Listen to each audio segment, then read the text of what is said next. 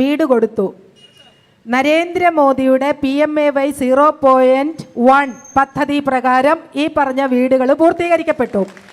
ഞാൻ ഒരു കാര്യം ചോദിക്കോട്ടെ ശ്രീ സോജൻ, എന്തുകൊണ്ടാണ് കേരളത്തിൽ മാത്രം PMAY 0.2 പദ്ധതി, പാവങ്ങൾക്ക് വീട് കൊടുക്കുവാനുള്ള പദ്ധതി കേരള സംസ്ഥാനത്ത് മാത്രമാണ് ഇതുവരെ നടപ്പിലാകാത്തത്? കാരണം എന്താ?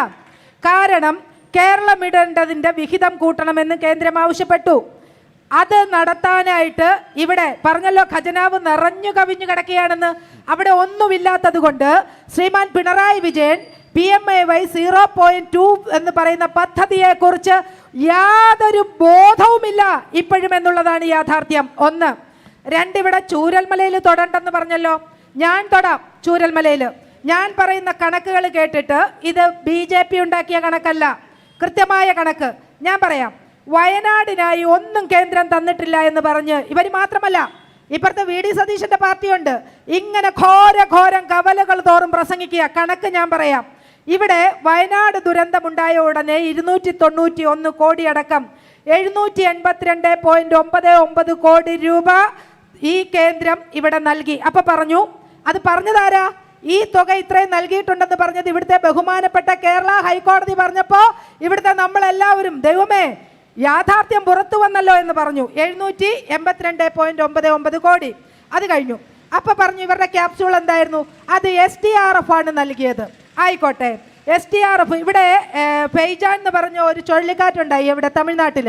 ആരാണ് അവിടെ ആ ദുരന്തത്തിന് തുക നൽകിയത്? SDRF.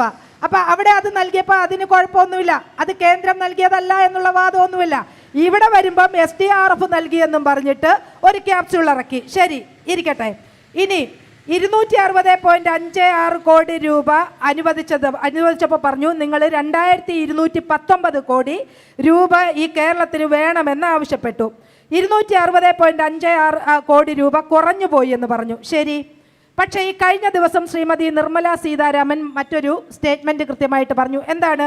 ദേശീയ ദുരന്ത നിവാരണ ഫണ്ടിൽ നിന്നും കേരളത്തിനായി മാറ്റിവെച്ചത് 311.95 കോടി രൂപയാണ്. നിങ്ങൾ മനസ്സിലാക്കണം, കേന്ദ്രമന്ത്രി പുറത്തുവിട്ടു ആ കണക്ക്. ഇതിൽ എന്തൊക്കെ കാര്യങ്ങളുണ്ട്? പാക്കേജ് വയനാട് ഉരുൾപൊട്ടൽ, അതിനുവേണ്ടി 72 കോടി രൂപ. പിന്നീടോ ഇവിടെ തീപിടുത്തം, അതൊക്കെ കുറയ്ക്കാനായിട്ട് സംസ്ഥാനത്ത് കാട്ടുതീ തടയലിന് 17.73 കോടി രൂപ. തിരുവനന്തപുരം പോലെയുള്ള നഗരത്തിലെ പ്രളയ സാധ്യത കണക്കിലെടുത്ത് അത് തടയാൻ 222.22 കോടി രൂപ. ഇത്രയും തുക 311.95 കോടി രൂപ കേന്ദ്രം ദേശീയ ദുരന്ത നിവാരണ ഫണ്ടിൽ നിന്നും ഈ കേരളത്തിന് അനുവദിച്ചിട്ടുണ്ട്. എന്നിട്ടോ അതിൽ 1 രൂപ പോലും ഈ സംസ്ഥാനം ചെലവഴിച്ചില്ല. കാരണം എന്താണ്? ഇതിന് കൃത്യമായിട്ട് DPR കൊടുക്കണം. സംസ്ഥാനത്തിന് സാധിക്കുന്നില്ല. കൃത്യമായിട്ട് ഇതിൻ്റെ പ്രോജക്റ്റ് കൊടുക്കണം, എന്തൊക്കെ നടപ്പിലാക്കും കണക്ക് കൊടുക്കണം, കണക്കും കാര്യങ്ങളും കൊടുക്കണം. സാധിച്ചില്ല. അതവിടെ ഉണ്ട്. 1 രൂപ പോലും അതിൽ നിന്ന് എടുത്തിട്ടില്ല. വയനാട് ദുരന്തത്തിൽ ഏതാണ്ട് 402 കുടുംബങ്ങൾക്കാണ് വീട് നഷ്ടപ്പെട്ടത്, നമുക്കറിയാം. അതിൽ ഈ ടൗൺഷിപ്പിൽ വീട് വേണ്ട എന്ന് പറഞ്ഞത് 104 കുടുംബങ്ങൾ. അവർക്ക് പണം മതി എന്ന് പറഞ്ഞു, അത് പണം കൊടുത്തു. ബാക്കി വരുന്ന 292 പേരാണ് ഈ വീട് തിരഞ്ഞെടുത്തത്. അതിൽ 2026 ഫെബ്രുവരി നമ്മൾ കണ്ടു, ഇലക്ഷന് മുമ്പ് പെട്ടെന്ന് കോൺഗ്രസ്സുകാർ അവർ കൊടുത്ത ടൗൺഷിപ്പ് ഉദ്ഘാടനം ചെയ്യുന്നു, കമ്മ്യൂണിസ്റ്റ് പാർട്ടി അവരുടേതെന്ന് പറഞ്ഞ് ഉദ്ഘാടനം ചെയ്യുന്നു, നമ്മൾ കണ്ടു. ഫെബ്രുവരി 25-ന് 178 കുടുംബങ്ങൾക്കുള്ള വീടുകൾ കൈമാറി. ഇനി ബാക്കിയുള്ളത് 120 കുടുംബങ്ങളാണ്. ശ്രീ സോജൻ കണക്കെഴുതി വെച്ചോളൂ, 120 കുടുംബങ്ങളാണ്. അവർക്കിനി വീട് വെച്ച് കൊടുക്കണമെങ്കിൽ മിനിമം ഒരു വീടിന് ഈ സർക്കാർ ചെലവാക്കുന്നത് 20 ലക്ഷം രൂപയാണ്. അങ്ങനെ വെച്ച് കൊടുക്കണമെങ്കിൽ ഏതാണ്ട് 120 വീടുകൾ 24 കോടി ഉപയോഗിച്ച് നമ്മൾക്ക് ബാക്കി 124 വീടുകൾ വെച്ച് കൊടുക്കാൻ സാധിക്കും. ഇനി ഞാൻ വരുന്നത് ഈ 402 കുടുംബങ്ങൾക്ക് വേണ്ടി ഇന്നേ വരെ നൽകിയ ധനസഹായം, പുനരധിവാസ ക്യാമ്പുകൾക്കുള്ള ചെലവുകൾ, വീട്ടുവാടക, ടൗൺഷിപ്പിനായി സ്ഥലം വാങ്ങാൻ, വീട് വെക്കാനൊക്കെ ആയിട്ട് വന്നിട്ടുള്ള ചെലവ് എന്ന് പറയുന്നത് നമ്മുടെ മുഖ്യമന്ത്രിയുടെ ദുരിതാശ്വാസ നിധിയുടെ വെബ്സൈറ്റ് എടുത്ത് നോക്കിയാൽ കാണാം 167.12 കോടി രൂപയായിട്ടുള്ളൂ. ഇനി ഈ ബാലൻസ് വീടുകൾ വെച്ചു കൊടുക്കാനുള്ള 120 വീടിന് മൊത്തം ചെലവ് 24 കോടി കൂടി കണക്കാക്കിയാൽ പോലും 200 കോടി തികച്ച് ഈ വയനാട് പുനരധിവാസത്തിന് വേണ്ടി വരുന്നില്ല. കേരള സർക്കാർ ചോദിച്ചത് 2219 കോടി. ഓർത്തു വെക്കണം, ഇനി ഇതൊന്നും കൂടാതെ നാട്ടുകാരിൽ നിന്നും ഈ വയനാടിന്റെ ദുരന്ത ബാധിതർക്കെന്ന് പറഞ്ഞ് ഇവരൊക്കെ പിരിച്ചത് എത്രയാ? 774 കോടി. അപ്പോൾ ഈ കേന്ദ്രം കൊടുത്തതും ഇതെല്ലാം SDRF എന്ന് പറഞ്ഞു കൊടുത്തതും SDRFും കേന്ദ്രവും ഇവർ പിരിച്ച തുകയും എല്ലാം കൂടി ഏതാണ്ട് 2000 കോടി രൂപ ഈ കേരളത്തിന്റെ മുഖ്യമന്ത്രിയുടെ കയ്യിലുണ്ട്. ചെലവാകുന്നത് വെറും 200 കോടി രൂപ കണക്കാണ് ഞാൻ പറയുന്നത്. അപ്പോൾ ഇതിനെക്കുറിച്ച് ചോദിക്കുമ്പോൾ നിങ്ങളുടെ മുഖ്യമന്ത്രി പറയും ദാസ അതങ്ങ് വീട്ടിൽ പോയി ചോദിച്ചാൽ മതി എന്ന് പറയും, അല്ലേ? ദാസനൊന്നും ഇവിടെ ചോദിക്കാൻ പറ്റില്ല വിജയനോട്. ദാസൻ ചോദിച്ചാൽ ഉടനെ വിജയൻ പോയും നിന്റെ വീട്ടിൽ പോയി ചോദിക്കടാന്ന് പറയും. ആ ചോദ്യമാണ് ഇവിടെ ക്യാപ്സൂൾ പരുവത്തിൽ നിങ്ങൾ പറഞ്ഞുകൊണ്ടിരിക്കുന്നത്.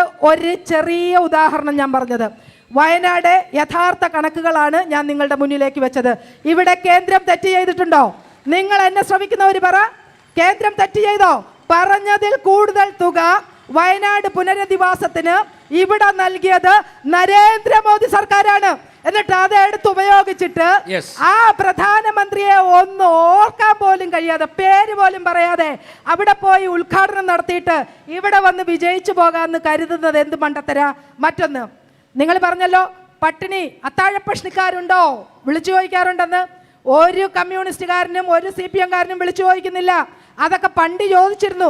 നിങ്ങൾ ഫ്യൂഡൽ മാടമ്പികൾ എന്നൊക്കെ പറഞ്ഞ സമയത്ത് ഇവിടുത്തെ സാധാരണക്കാരന്റെ വിശപ്പും വേദനയും അറിഞ്ഞിരുന്ന ദേശീയതയുടെ ഒപ്പം നിന്നവർ അത്താഴപ്പഷ്ണിക്കാരുണ്ടോ എന്ന് അന്നും ചോദിച്ചു, ഇന്നും ചോദിക്കുന്നുണ്ട്.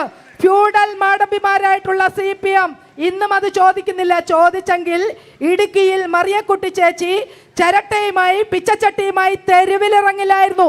തെരഞ്ഞെടുപ്പ് പ്രഖ്യാപിക്കുന്നതിന് കുറച്ച് മാസങ്ങൾക്ക് മുമ്പ് നിങ്ങൾ 2000 രൂപ കൊടുത്തു എന്ന് പറയുമ്പോൾ ഞാൻ ചോദിക്കട്ടെ, 2-3 മാസക്കാലം ആ സെക്രട്ടേറിയറ്റിന്റെ മുന്നിൽ 100 കണക്കിന് അമ്മമാർ തലവര മുണ്ടനം ചെയ്ത് നിങ്ങളുടെ ദയാദാക്ഷിണ്യത്തിന് വേണ്ടി കരഞ്ഞു വിളിച്ചില്ലേ? എന്തെങ്കിലും ചെയ്തോ? നിങ്ങളുടെ ആരോഗ്യമന്ത്രി ഒരു സ്ത്രീ ആയിരുന്നില്ലേ? ഒരു തുള്ളി കണ്ണീര് വന്നോ വീണ ജോർജിന്റെ കണ്ണിൽ നിന്നും? എന്നിട്ട് കേന്ദ്രം ആദ്യം ഓണറേറിയം കൂട്ടി ഇല്ലേ? അത് കഴിഞ്ഞപ്പോൾ തെരഞ്ഞെടുപ്പ് അടുത്ത് വന്നപ്പോൾ ആശമാർക്ക് നിങ്ങൾ ഓണറേറിയം കൂട്ടി എന്ന് പറഞ്ഞു. എന്താ ഇവരുടെയൊക്കെ നിലവിളി നിങ്ങൾക്ക് ആദ്യം കേൾക്കാൻ പറ്റാതെ പോകുന്നത് സഖാവേ? അതാ ഞങ്ങളുടെ ചോദ്യം. എന്തുകൊണ്ടാണ് ഈ കൊച്ചിയിലെ കാര്യം പറഞ്ഞു? കൊച്ചി ആരാ ഭരിച്ചത് ഇതുവരെ? ഇപ്പോഴല്ലേ കോൺഗ്രസ് വന്നത്? കണക്കാണ്, രണ്ടും കണക്കാണ്. അതിനു മുമ്പ് കോൺഗ്രസ് ആയിരുന്നു. അവരുടെ കൺമുന്നിലാണ് ഇവിടെ ഈ പ്രിയപ്പെട്ട മാഡം പറഞ്ഞ ഈ വീടുകളും ഈ കോളനിയും ഒക്കെ ഉള്ളത്. ഇവിടെ പട്ടിണിയില്ല എന്ന് പറയുമ്പോൾ കൊച്ചിയിലേക്കൊക്കെ പോയാൽ ഞങ്ങൾ കണക്കെടുത്ത് തരാം പട്ടിണിയുള്ള വീടുകളുടെ എണ്ണം. ഇവര് മാറി മാറി, കാരണം ഇന്ത്യ സഖ്യമായി ഇവർക്ക് ഇതേ ചെയ്യാൻ പറ്റൂ. 2 അഴിമതിയിൽ മുങ്ങി നിൽക്കുന്ന പാർട്ടിയാ, അവർക്കതേ ചെയ്യാൻ പറ്റൂ. കൊച്ചിൻ കോർപ്പറേഷൻ ഭരിച്ച CPMന് അമൃത് പദ്ധതി, 1ാം അമൃത് പദ്ധതി, 2 അമൃത് പദ്ധതി, എത്ര പദ്ധതികൾ വന്നു?